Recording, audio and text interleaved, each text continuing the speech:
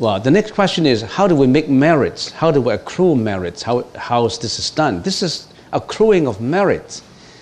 If you invite 50 friends to lunch, you got to do an invitation card. You got to call up. You have to make sure that you buy all the food. You have to make sure that you go to the supermarket to buy the right kind of food. You have to cook it. You have to wash it. And then you have to wash the dishes. But in here, the opportunity is, you can invite 50 people in here without doing all these things. You just donate some money. So isn't it simple? It's not easy to invite so many people. Right now is a rare opportunity. Tai Xu Da Si, there was a monk called Tai Xu, and he said that before learning to become the Buddha, you learn to be a right individual, an individual that accrue merits, then an individual that is kind and compassionate. You want to be the Buddha, you have to be the right person first, learn to be the righteous person. So the procedure to donate is extremely simple, and we welcome it. We can even write it down for you. Tom can write it down for you. And your name will be read in here. I will announce the name. And some people say, well, I don't need to sell my name. It's not selling of names. The fact that you're donating to a lunch, you're encouraging other people to do merits. It's not selling your name. It's just like when you build a temple, in the stone plaque, it says that Mr. So and so built and this temple and do all these things. Is not because he wants to sell himself, because he wants to remind the younger generation this is something that you can do. This is something that your forefathers have always been considering. Building a temple or organizing a lecture or doing any merits, it can be written as a memory in name, and it's not selling yourself. Don't get it wrong. So I can see that more and more of our Caucasian members are getting used to this donation procedure. It's just maybe in the early days they don't know about it. It's always good to give than to receive.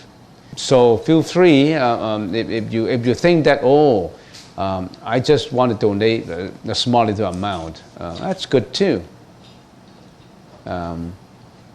And it does not matter how much. It's your heart. Okay. So another question.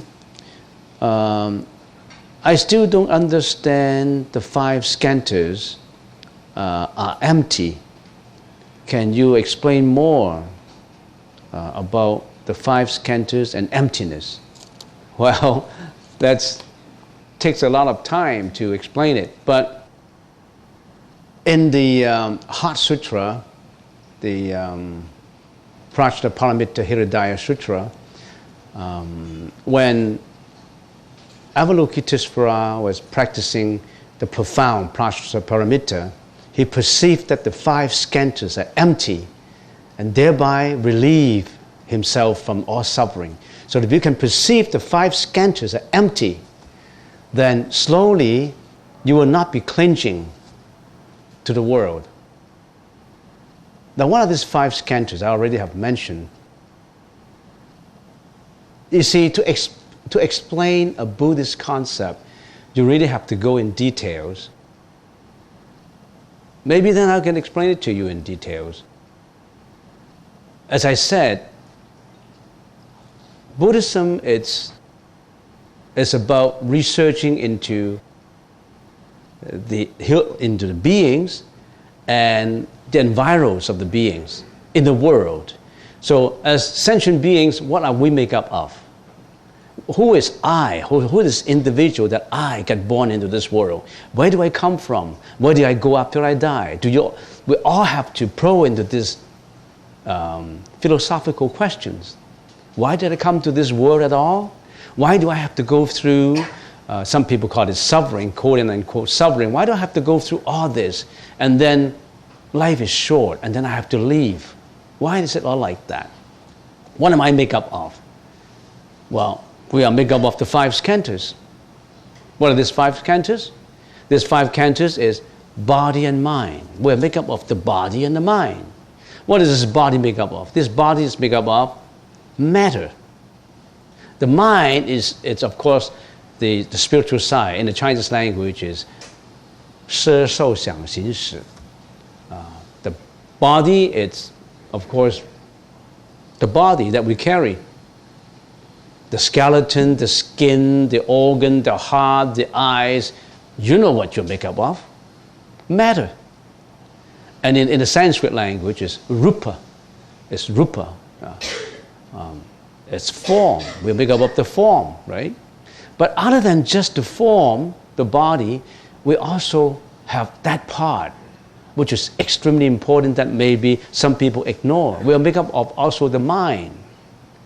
Not just the brain, the mind. What is this mind? Well, we also make up of perception, conception, volition, and consciousness. So in other words, in the Sanskrit language, we also make up of the Vadana, Samjna, Samskara, and Vijnana. So we also make up of this part, the 2 parts, the body and the mind. And how come the body and the mind are empty? Then you have to analyze every constituent of the 5 skandhas. Why is the matter empty? Why is our body you know what emptiness is? Emptiness in the Sanskrit language is sunyata. One of the characteristics of something, we call something being empty. It is impermanent, it is dependent arising, it is conditioned, it is relative, it's not absolute. We usually have mistaken the world, mistaken the relative to be the absolute. We mistaken the condition to be the unconditioned. We mistaken the insubstantial to be the substantial. That's why we are clinging to the world. That's why we are suffering. Why is our body empty? Because our body is conditioned. Why am I born? I'm born because my parents come together and give me the birth, and then I become an embryo inside my mom's. And then my mom gave birth to me, and then I grow from a baby into a form, and then I grow and all that. So all this is dependent arising. This body does not have its own self-inherent nature, its inherent existence. Why? If this body wants to be sick, I cannot prevent it. I don't want to be sick. You have to cure it of the sickness. If this body wants to age, getting older and older, you cannot say, stop the aging. If body wants to die, I cannot say, I don't want to die. Can you do that? Can you tell? Are you in absolute control of your body? Of course you are not. You can control of your movement. You can move north, south, east, west. And this body, as we always give an example, is like a leased apartment. When the lease expires, you've got to go. However, you're going to maintain it. You've got to whitewash it. You want to make sure that it's working well. So, this body, it's the sunyata. This body is dependent arising. This body is impermanent. This body is without its real self-nature. Why do we cling to it, though? We cling to this body. And that is clinging to the form. Now, how about the spiritual side? What do we have in our mind? We have perception. We have When we talk about the spiritual side, the mentality side, we talk about the perception, the conception, the volition, and the consciousness. We also have to understand the Astavijnana, which is the 8 consciousnesses. The Buddhist teaching said we have 8 consciousnesses. The eye consciousness, the ear consciousness, the nose consciousness, the taste consciousness, the touch consciousness. There's 5 consciousnesses. And there's also the 6th consciousness, which is the manas consciousness. The manas consciousness interact with the foregoing 5 consciousness and carry out daily activities for you. As I always give you an example, the 5 consciousness, your eyes, your nose, your ears, your taste, your body, are your salesmen. And then the manas consciousness is the manager that controls the salesman. And other than the 6th consciousness, there's also the 7th consciousness in you, which is the ego consciousness. That ego consciousness has been born life after life after life, carrying that ego consciousness body after body. In other words, we change our form in every life, but that ego consciousness has been with us all the time. That's why when a baby is born, you thought he's pure. This baby is pure to the world, but he's not. He has carried his 7 consciousness, the ego consciousness, with him into this world. That's why he's born with jealousy, he's born with greediness, he's born with, to a certain extent, depends on his karma, hatred. So all mental afflictions, jealousy, hatred, greediness, you name them.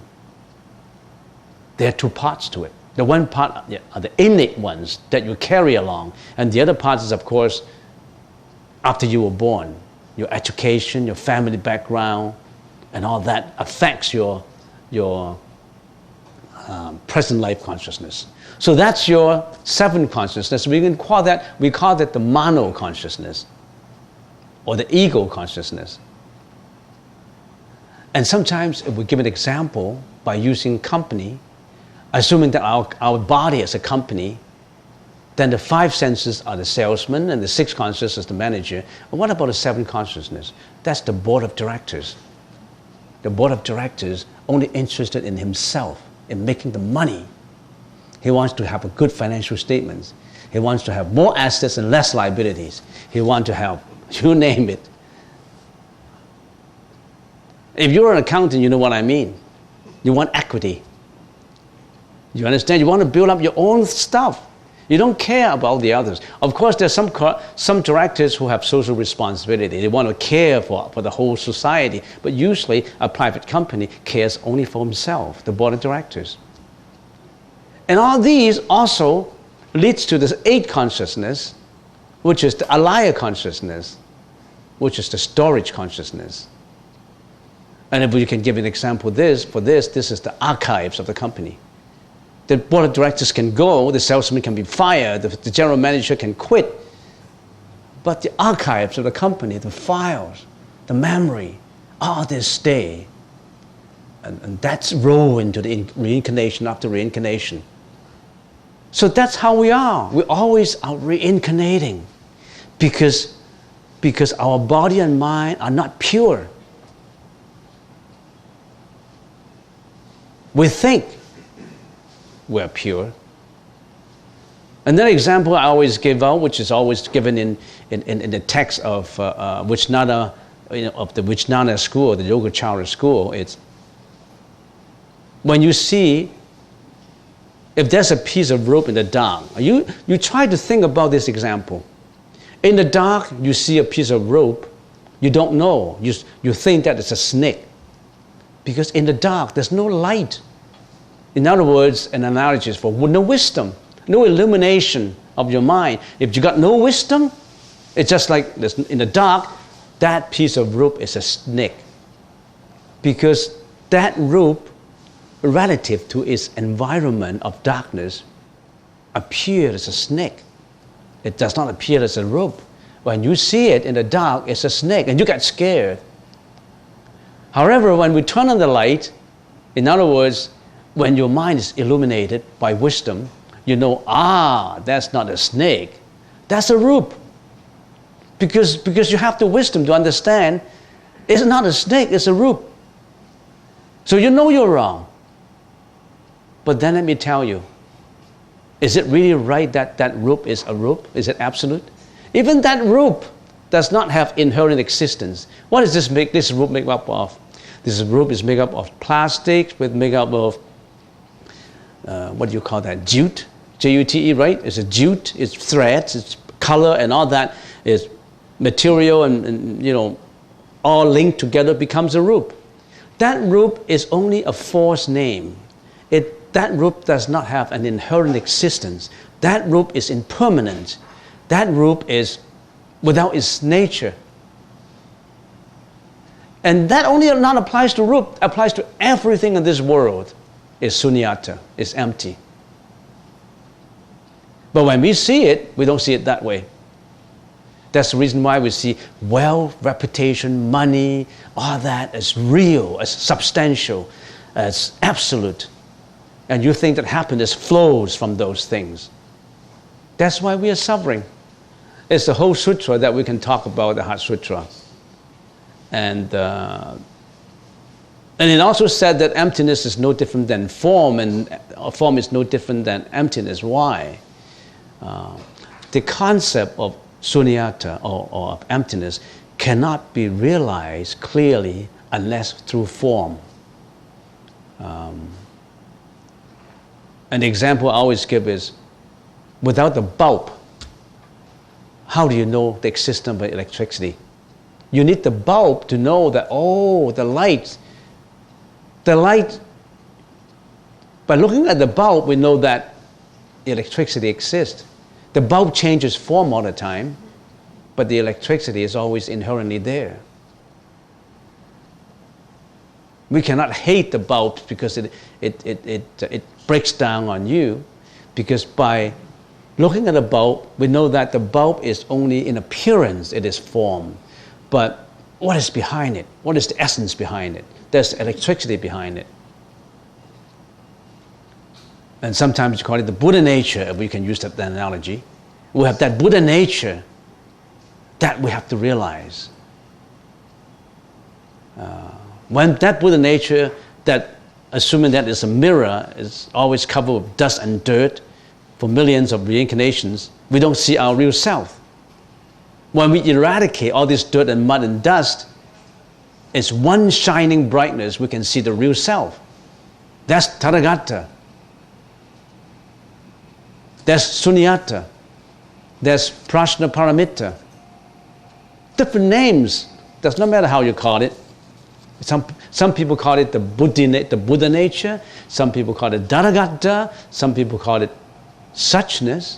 Some people call it the real mind. It does not matter how you call it. It's just a name. That's the real you. That's the one brightness, one purity. And that's what a Buddhist is looking for. Believing in the Buddha does not mean that you always get, I want blessings from the Buddha. I want prosperity, I want longevity, I want wealth, I want all that. You're only looking for greediness. So the Buddhist teaching is telling us, remember the Four Noble Truths and Eightfold Path? That's very basic. You got to know this world is full of suffering, and there's a cost of suffering. The cost of suffering is clinging, ignorance, and that's a method to stop it. And once the cessation is ceased, then you attain nirvana. Very basic, but the most important. The Four Noble Truths, always think in terms of the Four Noble Truths too, because it seems very basic, but you really give them in-depth analysis to it, it's the most important. Don't just look at the tree, look at the whole forest.